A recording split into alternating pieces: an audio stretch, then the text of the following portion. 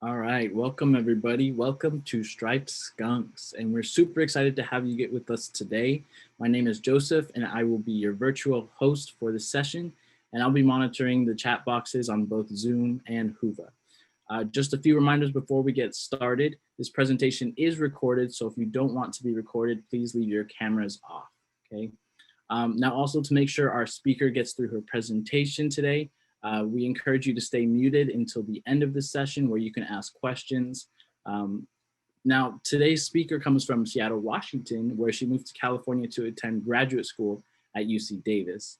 There, she earned her PhD in ecology. She has since been working at UC Berkeley since 2014 and has been the resident director of the Hastings Natural History Reservations since November 2018. Now, without further ado, help me welcome Jen Hunter. Thanks, Joseph. You guys can hear me okay? Yeah? Perfect. Welcome to Skunks. So the full title for the talk was Striped Skunks, a Great Animal or the Greatest Animal. And I think my goal is that by the end of this, you will think this is the greatest animal that's ever been, which is how I feel.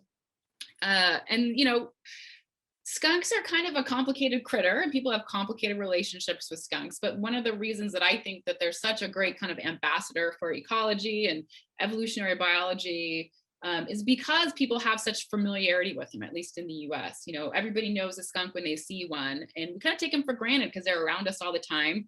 But we don't really know that much about them. And there's some aspects of their biology and behavior that's so unique, and they're really, really, really cool. So I'm just going to get started. So I'm going to go through a little bit about sort of basic biology and ecology, and then talk about, you know, the conflicts people have with skunks. And then I'm going to get into the stuff that I think is really interesting, which is the way that skunks communicate with other species, including people, and how that functions and how that benefits them. So just to get started, so skunks are members of the family Mephididae. So oftentimes people think that skunks are mustelids, so that's the weasel family, but they're not. They're actually their own taxonomic family, and there's 13 species that are members of that family. And most of them are found in the New World, except for these two funny little guys at the top. They're called stink badgers, and they're found in Java, Sumatra, and Borneo. And so the rest of them are all found in the New World. And we actually have two species of skunk in California. So we have these two here. Oops. We have the striped skunk, which most of you are probably familiar with. And then we also have the spotted skunk. And so this is a Western spotted skunk. There's also an Eastern spotted skunk and a pygmy spotted skunk and a Southern spotted skunk. We've got the Western spotted skunk and the striped skunk here in California. And they're both found in this area. In fact, we rarely see them here at Hastings, but we have gotten spotted skunks on cameras in the last year. So we do know that they're around and doing relatively well here. So their biology is somewhat similar. So striped skunks are significantly larger than spotted skunks. So a really big striped skunk is going to come in at like 11 or 12 pounds. Whereas a spotted skunk kind of maxes out at 1.5 pounds. So they're kind of like the size of a ground squirrel. Both species are omnivorous, which means they kind of eat anything. They don't have great eyesight. They're not particularly fast. And so they kind of bumble around eating whatever they encounter. So they'll dig for grubs. They'll eat insects. They'll eat bird eggs. They'll eat lizards if they can catch them. They'll eat just about anything they can get their hands on. They also scavenge a lot from other species. They're both also considered habitat generalists, which means that they're kind of found everywhere. Although spotted skunks tend to be somewhat arboreal, which means that they climb a lot and they spend a lot of time in trees. The predator is kind of a question mark. And so we'll talk a little bit about that, but both species most of their mortality comes from disease and starvation. Not a lot of the mortality that the populations of spotted and striped skunks experience comes from predators. They breed, striped skunks breed February to March. So during you may have noticed over the last month or so that there'll be a lot of dead skunks on the road, which is where oftentimes we see them. Those are probably animals that are looking for mates and are out kind of cruising around in the landscape. Spotted skunks have this funny system where they breed in September, but the babies aren't born until May, because they have this funny system of delayed implantation where they breed and then the blastocyst sort of floats around inside the female for a couple of months and before it implants. They have not a ton of babies. 2 to 12 is normal for striped skunk, 2 to 5 for spotted skunks. They can spray though relatively quickly, which is of course the question that everybody has. But they're not particularly good at aiming. And so while they can spray pretty early on, it takes them about a month or 2 months where they can really spray with any purpose. So they mature relatively quickly and they live kind of a short time. So from what past studies on striped skunks, we know that they kind of live 1 to 2 years in the wild, and that's it. Most of them are dead in less than a year, but the actual the environment that these animals live in varies a lot. So they're found sort of all throughout North America up to like sort of Canadian Arctic. And a lot of the places where they're studied in areas that have like really heavy winter snowfalls and really extreme temperatures. And so in places like that, you have populations of skunks that den communally. So they're typically nocturnal. So during the day, they'll find a den and they'll kind of camp out and sleep. And so many skunks will use those same dens and they sleep in kind of this big cuddle puddle. And then they get off and they go their own way. But when they all come together like that, you end up with a situation where you can have disease transmission that is really, really successful when you have all of these animals together in one spot. And so then they all disperse and then they pass those diseases on to their next den mates. Whether or not that's the case in California, we don't really know. So it's possible here because they don't have to do that communal denning activity, that they might live a bit longer in places that are more temperate like California. It's worth noting that the babies are, adorable. And then actually the color pattern is on their skin, not in their fur. And so you can see the sort of color pattern that they're going to have before they're even fully furred.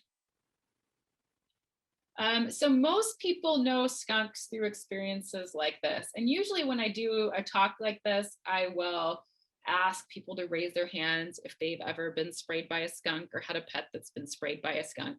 And typically the answer for most people is yes. I like to show this picture of the dog with the tomato soup just to underscore that tomato soup or tomato juice does not get rid of the smell of skunk spray. That is not a thing. There's actually a person at Humboldt State University who put together, he's worked extensively on skunk spray and has put together a chemical solution that will sort of denature the proteins in skunk spray. And so if you want to look that up on the internet, it's sort of hydrogen peroxide, baking soda, that kind of stuff. So we've got this video here playing. I've been playing since I've been talking on this slide. And you can see how long it takes for a skunk to spray. So this dog has been harassing this poor animal for a while. And then you can see like the point at which there's no return for the dog. And that's right there. It gets sprayed in the face and takes off. And that's that. So probably too many of us have seen this exact scene play out in various ways in our own lives. So skunk spray causes temporary blindness, and nausea and vomiting. It's really, really noxious stuff. I'll talk a little bit more about that. But one thing that's really important to note here is while this dog is going through all of this, the skunk is just standing there. It doesn't really feel like it needs to flee. It feels like the message was delivered and the message was received, and therefore it's not really at risk anymore. And so we'll talk about why that is. And so skunks can be complicated neighbors. They do a great job controlling rodents and insect pests. They're adorable. They're easy to watch because they're not particularly afraid of people. The cons, obviously, there's this nuisance spraying issue, but dogs and sometimes cats can make some really bad decisions. So I don't know that the responsibility for that rests on the skunks. But there's also this infectious disease transmission thing. And so these are all various diseases, fungal diseases, viruses, bacteria, we've got parasites, all kinds of stuff in here. So they can really be pretty nasty vectors of disease. Rabies is not, skunks are not a huge rabies reservoir here in California, but in other places they can be pretty problematic. So so the thing I'm going to talk about now, so we've gotten through the basic biology stuff, and I'm going to talk about sort of this communication system that skunks have, which I think makes them so special. And so there are a couple different types of ways that animals can communicate visually. So one is intraspecific communication, and that's communication between members of the same species. So here we've got a bull elk communicating to a cow elk that he's really good, would be a really good mate because he's big and he's got this huge rack of antlers, and that means he's really virile and he's a survivor. And then there's also interspecific communication, and this is trickier because this is communication between animals and members of another species. And so that same bull elk can use that body size and the big rack to communicate with a pack of wolves and say, maybe you don't want to take me on because I'm big and I'm dangerous and I can hurt you with my antlers. And so this is the part that I'm particularly interested in, sort of how animals communicate with other species, particularly species that would normally want to eat them. And so there's a couple different ways that animals do this, and they're trying to communicate a couple of different things. And so kind of broadly, one thing that they communicate is that they're difficult to catch.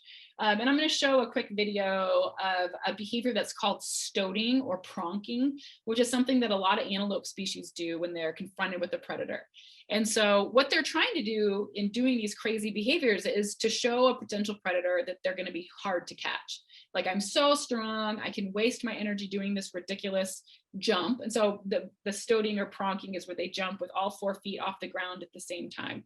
And it looks absurd and is a huge waste of energy. But in doing that, they're basically communicating to their predators, like, you can't catch me, so don't bother trying to chase me. And there was actually a study that was found that, in the mid 90s, that found that cheetahs were less likely to pursue Thompson's gazelle that did this behavior. And so this is kind of what it looks like. I mean, it's pretty dumb looking. I mean, it's like pretty huge waste of energy, but you can see, and you can imagine, like, the energetic requirement to do this is massive. They are using all of their muscles. They're jumping straight up in the air. It's pretty silly. And they practice. So this scene, this animal is practicing. But when you see it actual happening at full speed, it even looks more ridiculous. So this is some impala that are on the run, like they would run from a predator. And you can see how high they're jumping.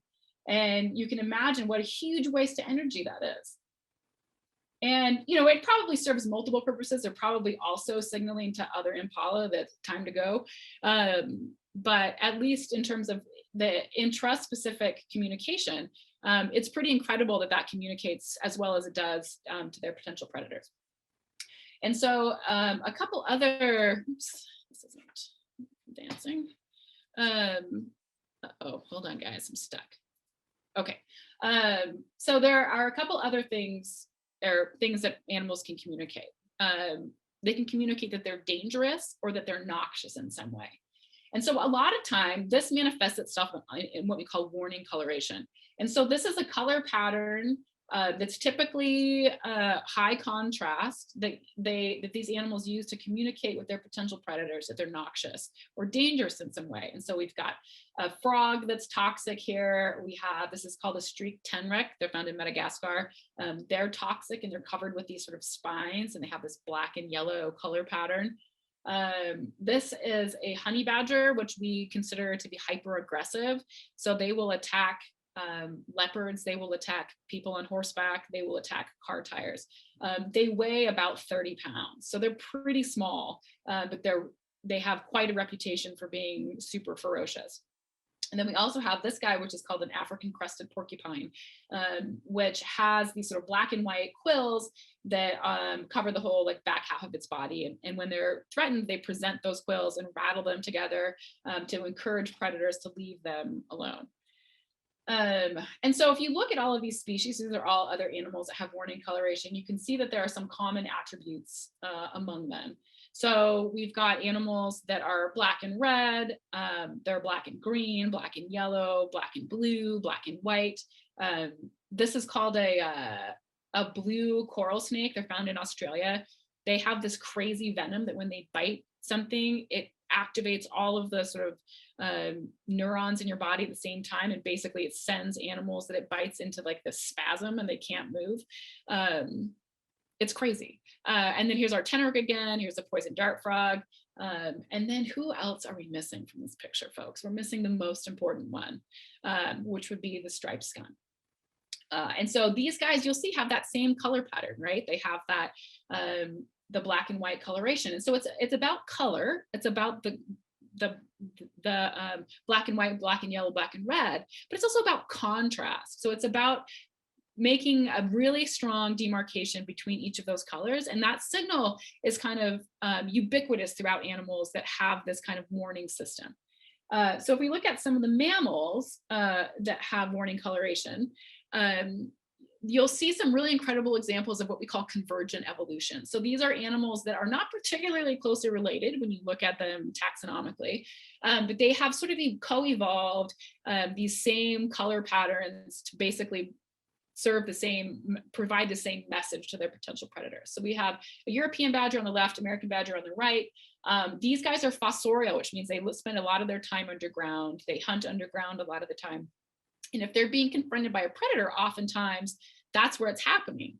And so they would come out of the burrow and the first thing you would see is their face. And so for these guys, their color pattern is on their face, which makes sense. We also have on the left is a grisson, which is a weasel that's found in South America. On the right is the honey badger. So you'll see these guys have pretty similar color patterns as well. And one of the themes you'll see here is that they all have what's called reverse counter shading. So they're darker underneath than they are on top. So most animals, deer, mountain lions, rabbits, all of these critters that you see around you, they'll be darker on top than they are underneath because it helps break up the shape of their body. It helps make them harder to pick out from the habitats around them. These guys, the reverse counter shading actually makes them easier to see in the landscape than they otherwise would be. And so we've got three other little guys here. Western spotted skunk on the left. The one in the middle is called a Libyan polecat. The one on the right is called a zorilla. They're all found in different areas. These guys are in the New World. These guys are in the Middle East. These guys are in West Africa. And you can see that they've all kind of converged on the same color pattern. And then we have another tenrex species, and here's our porcupine again. And finally, we have these two kind of weirdos. This is one of the stink badgers that's a member of the Mephididae family that's found in Indonesia, Java, Sumatra. And this is called a maned rat that's in West Africa. And they're not actually toxic, but they eat the bark of a plant that is toxic, and then they anoint themselves. So they chew up all this bark and then they lick themselves all over, and they put that sort of toxic bark on their fur. And so if they get bit by something or something tries to attack them, that animal can be killed by the toxins that they put on their own fur. It's crazy. Oops, stuck again. And so the question is, what do these guys have in common, right? They're black and white. And one of the reasons that black and whiteness works so well is because they have all kinds of different predators. They have predators that are birds. They have predators that are felids, like mountain lions and bobcats, lions. They have hyenas who are predators in some of these guys. They've got bears that can be predators and canids that can be predators. And all of these species or groups of species have different visual systems. And so that high contrast and that color pattern is going to be most visible to the widest number of species, particularly because most of these guys are active at night. And so at night, color vision doesn't work. And so the key thing is contrast for these species. And so if you think about how a predator hunts, there's this whole sequence of things and decisions that have to be made by a predator to determine whether or not they're going to try to hunt something and pursue it and catch it. So say a bobcat sees a hare, it has to decide A, what it is, and B, it has to decide whether or not it's going to approach it. And so once it makes that decision to approach, it's got to pursue it, it's got to catch it, it's got to kill it, and it's got to eat it. Okay, so that's kind of the sequence.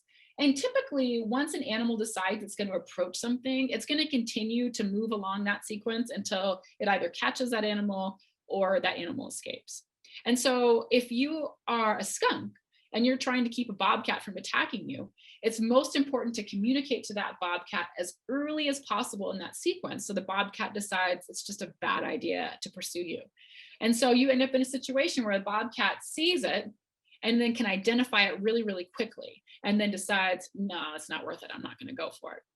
And so there's a couple of ways by which the signal, so that black and white coloration, is really, really good at being identifiable. So it's really good. It's one of the black and whiteness makes it really easy for animals to differentiate skunks from other species of a similar kind of body size and habits on the other species that are on the landscape. So the first signal quality is this detectability. And so this is where that counter shading comes in handy. So this is a bobcat and a skunk in the exact same spot. The picture was actually taken one day apart. And you can see that against kind of like our normal background vegetation, the skunk and that color pattern sticks out really, really well. So that's going to mean that an animal can see that skunk from quite a distance, rather than sort of detect sort of subtle movement and try to come in and a little bit closer and see what it is. It also has to be discriminable, which means that it has to be significantly different from other animals that are out there. And so, if you have this sort of gray fox by comparison, it's got this kind of long body and these long legs, and the skunk has this little short squat body and the short legs and that black and white coloration. It's really easy for animals to see these two animals and be like, oh, those are different, or not. They're not going to mistake a skunk for a gray fox. And then it has to be memorable. So there's been a lot of research to find that animals that have a bad experience with a prey animal that has morning coloration are likely to remember that bad experience and avoid those species in the future. So their most famous experiment was this experiment where some researchers fed blue jays and monarch butterflies. And after about 10 minutes, the jays these were all hand-reared captive jays. They had no experience with monarchs on their own.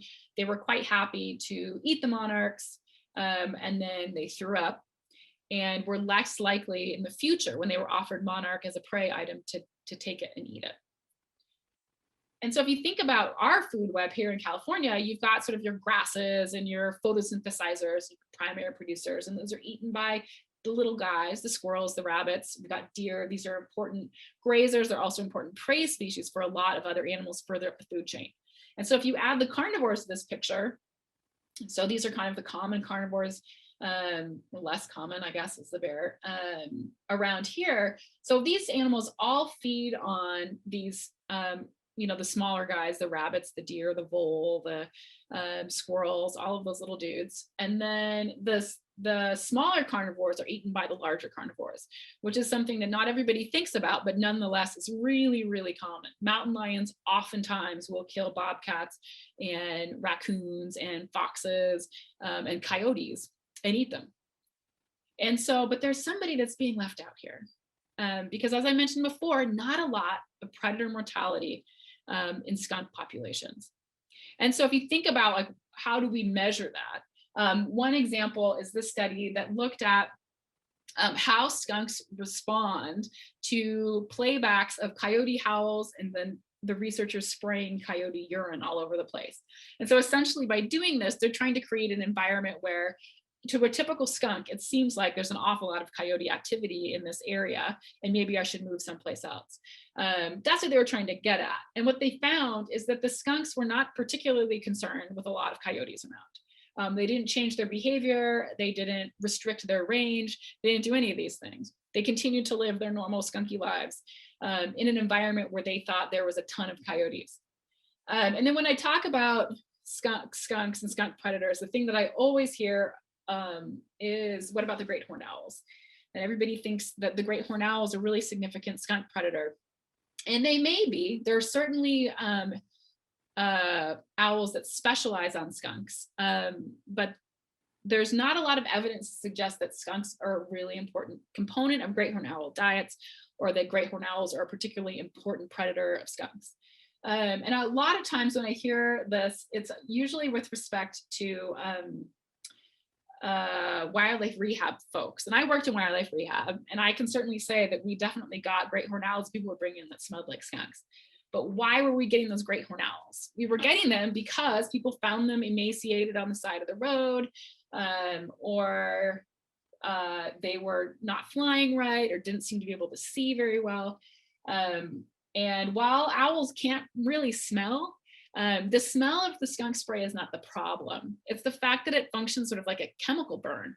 And so if an owl gets sprayed in the eyes, they're going to be temporarily, possibly permanently blind. And if an owl is temporarily or permanently blind, that animal is totally vulnerable to all the other predators out there. And so, when you find, when wildlife rehabbers talk about finding these animals, like what would have happened if that animal had not been brought into a rehab center? It would have been killed by a bobcat or a fox or any other number of species. And so while there are undoubtedly times when owls eat skunks, this is a picture of a Molina's hognose skunk being eaten by a great horned owl in Argentina. While that happens, it's a high risk activity for an owl. And it's probably less common than I think most of us probably think.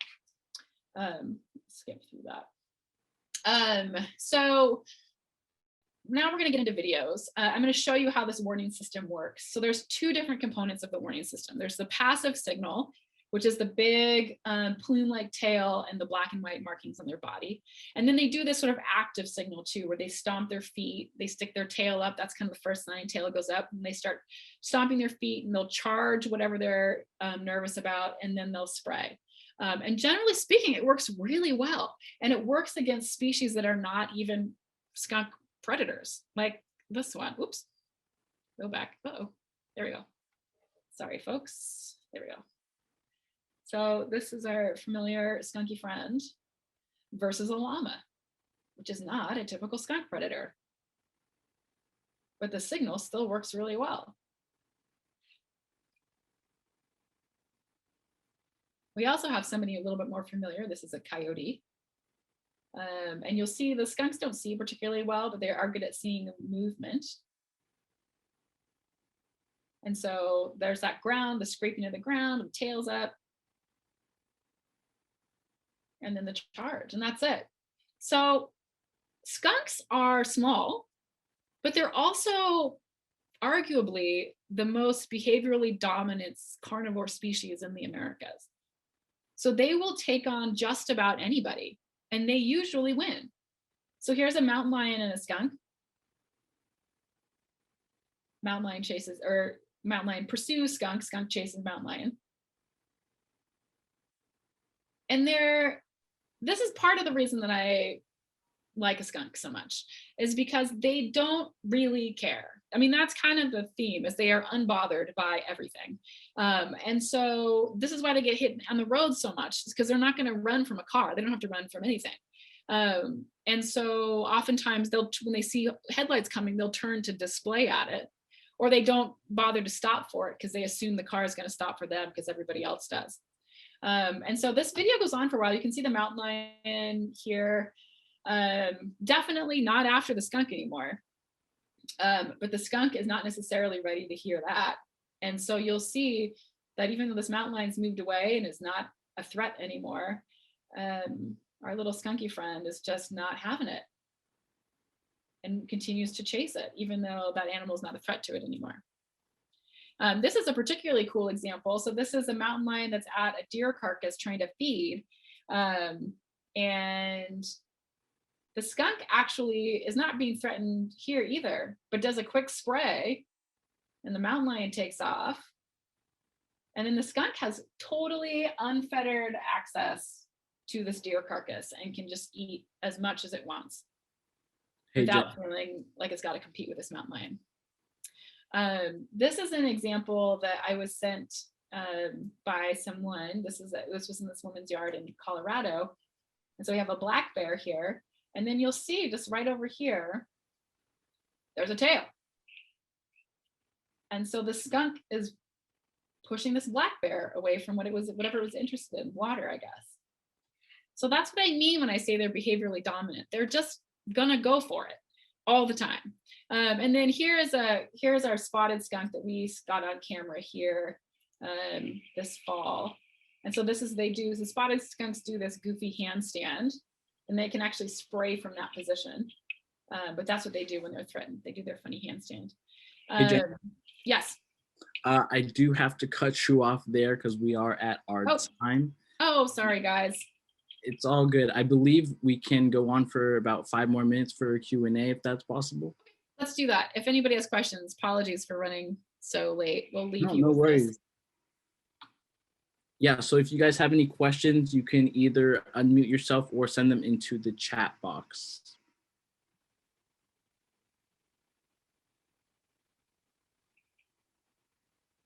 And yes, this session will be available later to view again in Whova. Hi, I just want to say a quick thing. Thank you so much. This is fascinating information, Jen. And one of my favorite stories that my mother told growing up is that my birth story. So she was staying with a friend in Marin, and skunk came in the cat door, and she was on the rollaway couch.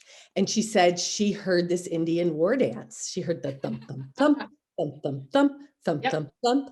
And then she got sprayed, and she went directly into labor. And her friends called the hospital because she was staying with them. And so they got my mom in, they gave her a shot. So she had her own room. I would imagine. She gave birth the next day. So just a funny thought that, growing up, I was always fascinated by it, but then a little concerned. It's like, oh, well, maybe this is my totem animal. There you go. Yeah. Anyway, that's very cool. That's the first that I've ever heard skunk spray sending someone into labor, but I believe it. Yeah. Anyway, thank you so much. Yeah, sure. Thanks for sharing that.